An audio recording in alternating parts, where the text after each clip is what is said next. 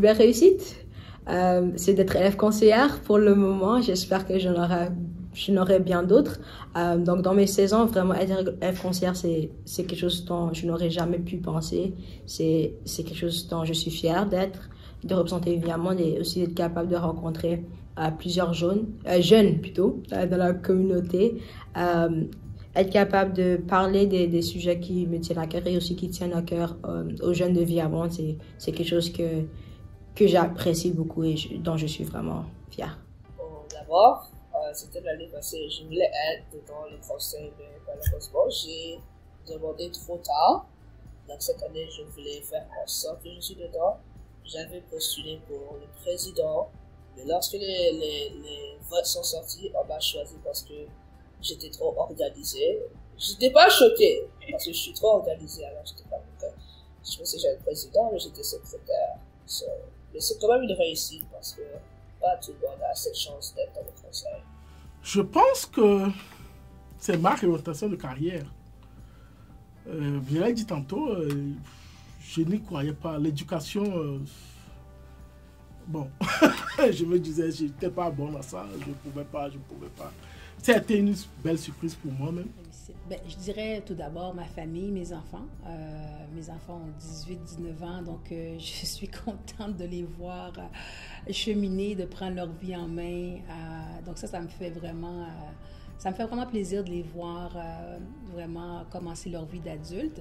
Je dirais aussi ce que je suis dont le plus fière, c'est certainement d'avoir complété mon doctorat dernièrement. Ça a été un processus assez ardu, dans le sens parce que travailler, un poste exigeant que j'occupe, étudier, famille, donc vraiment jumeler tous ces morceaux-là. Puis avoir fait ça durant la pandémie également, donc je trouve que ça démontre, en tout cas pour moi, ça témoigne de ma détermination, de ma discipline. Lorsque je veux quelque chose, je m'applique, je mets le temps. Donc voilà, donc pour moi, c'est vraiment ces deux éléments-là. Donc ma famille, mes enfants, définitivement, et d'avoir complété mon doctorat cette année. Ma plus belle réussite, alors il va être content de l'entendre, c'est mon fils qui a récemment gradué de Viamonde et qui a pris son envol vers des études universitaires. Alors pour l'instant, on va dire, il y a des réussites personnelles que je pourrais citer, mais je pense que celle-là, prendre en charge un humain et lui transmettre des valeurs et le voir, les appliquer, je pense que oui, c'est la plus belle réussite. Comme je l'avais mentionné, être élève conseillère me rend fière, mais aussi être une Canadienne d'origine togolaise. Le Togo est mon pays natal et mon pays d'origine. Être togolaise, c'est une très grande partie de mon identité. Et j'essaye qu'à chaque fois que je rencontre quelqu'un, il sache qu'elle se souvienne plutôt que « Oh, j'ai rencontré une fille qui vient du Togo » et puis peut-être que ça a poussé cette personne à rechercher le pays et s'éduquer encore plus et espérer aussi qu'ils vont essayer de goûter la nourriture parce que les Togolais, je dois dire, on a presque les meilleurs plats du monde. Je suis biaisée, mais on a vraiment de bons plats. Être aussi canadienne, c'est quelque chose qui me rend fière. Être capable de dire que je réside au deuxième plus grand pays du monde. C'est quelque chose que beaucoup de gens ne peuvent pas dire. Et aussi, être capable de vivre dans un pays de liberté, aussi un pays démocratique qui encourage tout le monde à s'exprimer de manière respectueuse envers leurs proches. Et aussi cette communauté que les Canadiens sont très gentils. C'est vraiment un bon stéréotype que j'aime en voir lorsque je voyage en dehors du pays. Peut-être moi-même, parce que si tu vas dans ma classe, il n'y a pas tout le monde qui est comme moi. Il y a certains, pas que je dis que je les déteste, juste, ils n'ont pas assez de confiance en eux. Et c'est dommage. Parce qu'ils ont très peur de petites choses. Donc j'ai dit que, oh oui, tu peux le faire, mais ils ont peur. Non. Je suis fier d'être moi-même parce que j'ai pas peur. Je dis pas que c'est mauvais. Je juste dis, c'est pas bien d'avoir trop peur. Sinon tu vas rester tout seul dans ton coin. Et je trouve pas ça agréable. Ce qui me rend fier, en dehors de tout ce que je viens de dire, j'ai pu m'adapter. C'était pas évident pour moi. J'ai pu quand même m'adapter. Ça, c'est ce qui me rend fier. Mais au-delà de ça, c'est vraiment pouvoir servir d'exemple à la communauté. Comme je dis toujours, c'est une communauté qui a été un peu malmenée et que les gens sont déracinés. Surtout les jeunes, la jeune génération n'a pas de référent en fait. Les gens ne savent pas à quoi s'identifier. Et je sais que c'est très important pour les jeunes de pouvoir s'identifier aux personnages. Et surtout, si c'est des personnages qui les ressemblent, ça vient les chercher.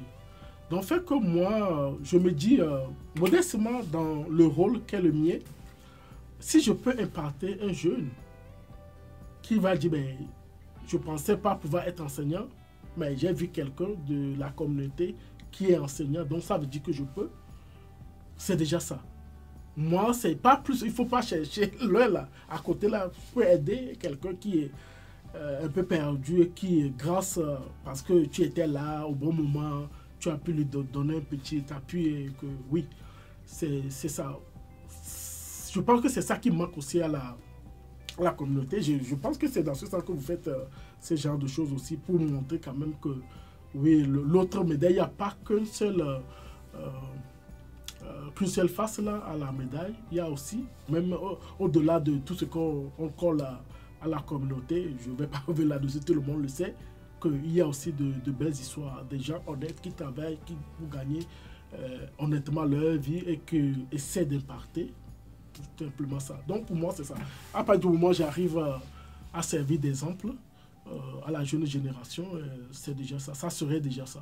Ben, ce qui me vient à l'esprit naturellement, c'est je suis fière de mes origines haïtiennes. Je suis fière, avec les années, je me rends compte de toute l'ampleur de l'histoire d'Haïti, la place aussi qu'elle occupe dans l'histoire mondiale. Histoire qui n'est pas souvent, qui n'est pas très bien connue. Ben, je suis très très fière de mes racines haïtiennes. Je puise beaucoup dans mes racines, les valeurs haïtiennes aussi, de partage, de fraternité, de solidarité. Donc ce sont des choses qui me marquent et que je porte en moi, que j'essaie d'appliquer dans mon quotidien également. Puis me coller à ma culture, ben, c'est clair que je porte plusieurs identités, je suis haïtienne, québécoise, franco-ontarienne, canadienne, etc. et d'autres. Mais particulièrement, je suis très très fière de mes racines haïtiennes. Ça me comble et aussi ça me permet aussi ça me donne un espace pour me retrouver et me recentrer, me recadrer. Les valeurs que ma famille, ma mère entre autres, m'a inculquées.